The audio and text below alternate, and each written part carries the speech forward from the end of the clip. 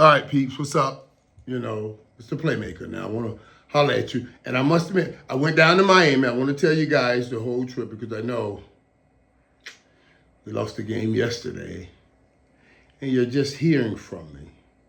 But yes, pain hurts like that. And yeah, I got to take a little moment. Let me receive the pain going down 0-2, you know what I'm saying? But I also say to myself, I enjoy inviting you in my home, having a moment at my desk right here in my office in my home to talk to you. So let me tell you, I was in Miami. We do every year we do this, and I love it. And actually, the older and older I get, the more and more I fall in love with it. It's called a UM. We do a Legends Camp, you see? So the legends, legends. So we bring back all the Hall of Fame, NFL Hall of Fame players. I'll show, we got so many. We're trying to race to have more than anybody else. We all talk about this.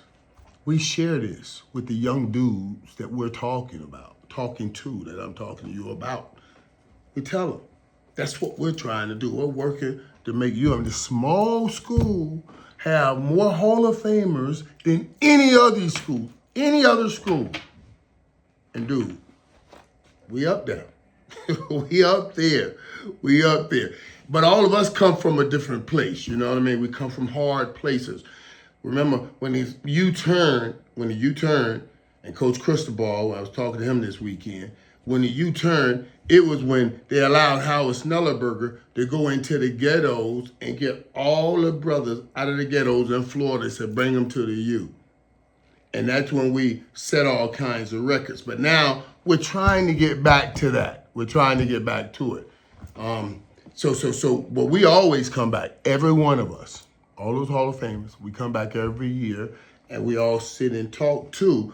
We're talking to and we're coaching because we do a camp, one-day camp with all the top athletes in the area, 9th, 10th, 11th, 12th graders, all the top athletes in the area that think they want to go to the U. It's our job to help them see what it takes, what kind of determination and commitment it takes to get that done. So all of us wear Legends shirts. And they all wear just shirts. And no matter what, everybody actually gets the microphone because they introduce themselves and they get a moment to speak with the kids. I'll share with you some of the things that I shared with the kids. We stand, I don't know, a couple thousand kids maybe over on one side, and then all of us on the other side, and we stand maybe 20, 25 yards apart. I'm usually the last, and I certainly was the last person to be introduced and get the microphone. I'll tell you what I said. I said to them, as I look at this, just describing the moment and what's so beautiful about the moment, I see, when I look at all of them, hope and destiny. Hope and destiny. All of these kids that woke up one day and played in their front yards having dreams about catching touchdowns and Super Bowls. Oh my God, all that hope and that destiny, all the dreams they got in their heads. And I'm like, oh my God, what a beautiful thing to see us in all these young men. A lot of these young men are coming from the place I came from, hellholes in life. We would call them hellholes, but they got dreams and they got hope of a destiny.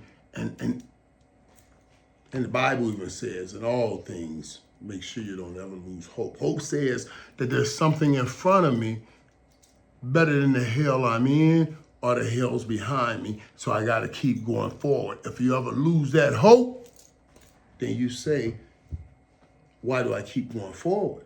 And that's a dangerous place for anybody to be. I digress, but let me get back to what we were talking about. I'm looking at hope and destiny on one side. I get the microphone and I say to them, I introduce myself and I say to them, what do I see? Hope and destiny over here and great history just 25 yards in front of you.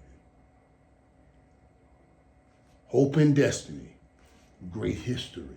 Because all of these guys that I'm saying great history, guys like me, legends, we won, we won national championships because we won national championships in Miami, we won national championships, and we won Super Bowls. So all of those kids have dreamed about doing exactly what we have done. And I say to them, hope and destiny here, great history there. Each of their jobs with us. And we are here to try to help you get through this journey from hope and destiny to great history, to Hall of Fame history. I get a chance to speak to these young men, and it blows my mind. That's what it's all about. That's what it's all about. We're all going through the vicissitudes of life. Whatever it is, we're all going through it. And it's all hard for everybody,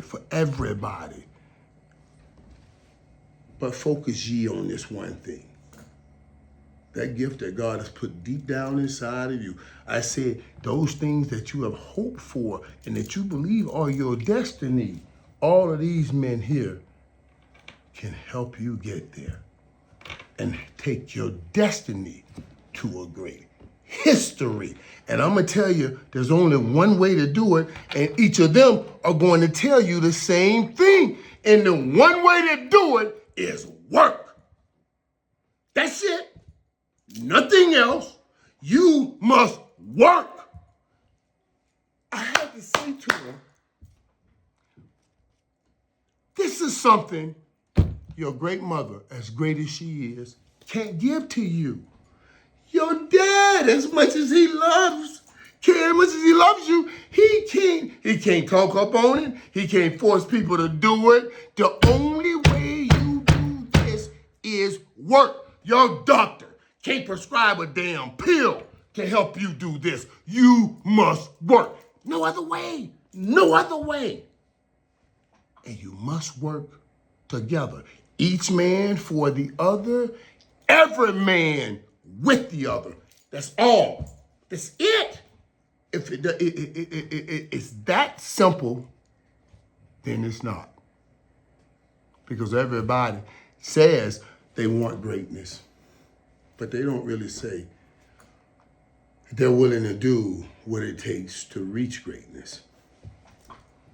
And it's our job to try to tell them. I don't mean to go off on that.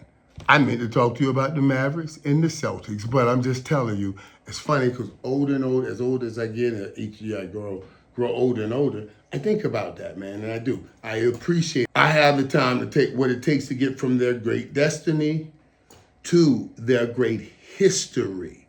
And that work you have to put in, and you must put work in together. Now, that's what's really happening with the Mavericks right now. No joke. Honestly, the Boston Celtics, they're putting work in together. And the Mavericks are not. I got Luka over here doing all he can, everything he can. And Luka a bad boy, still a bad boy. I see what Boston is saying, we got to get the ball out of Luka's hands. And honestly, Kyrie is averaging only 14 points a game.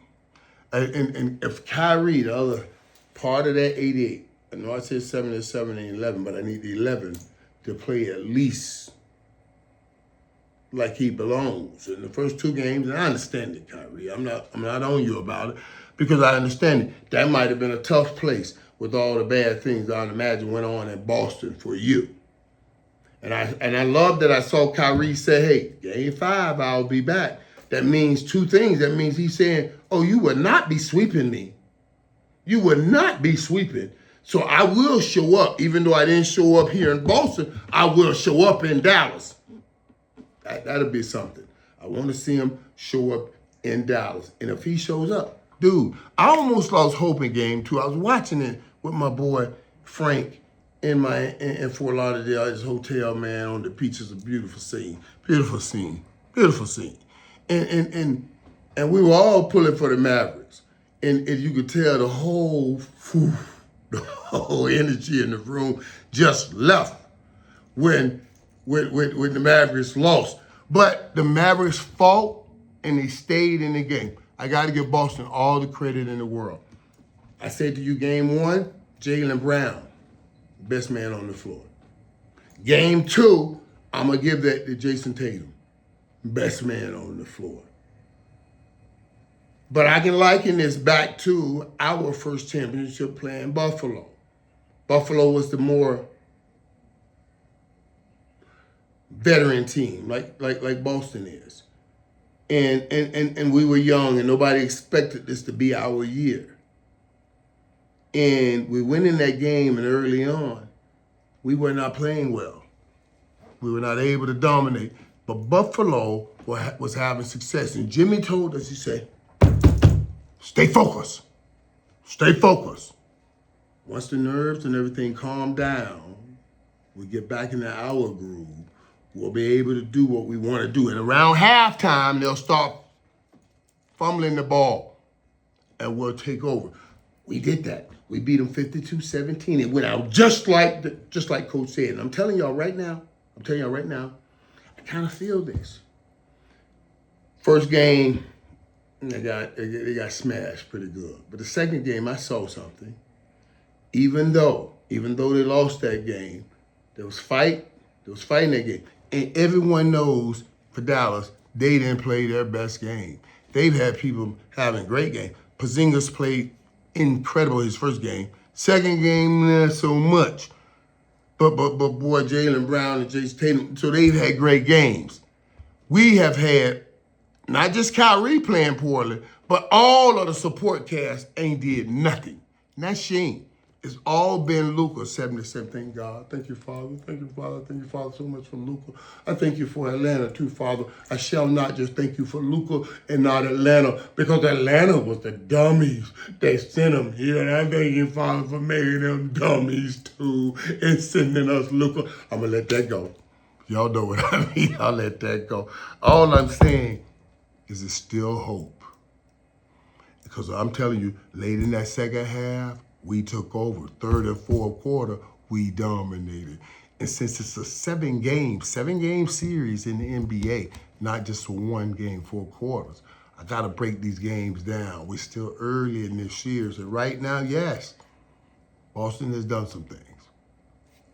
But let me see what it goes like at home. Because maybe the Mavericks can start taking that thing over and then creating those turnovers and pull away like we did. That's just what I'm saying. I'm just telling y'all. We'll be seeing. And I hope I'm watching game 3 from my place. I got to get through all these inspectors and all of that stuff. I be trying to be there and woo them health inspectors and all of it. But hopefully, I'll be watching it right at Playmakers 88.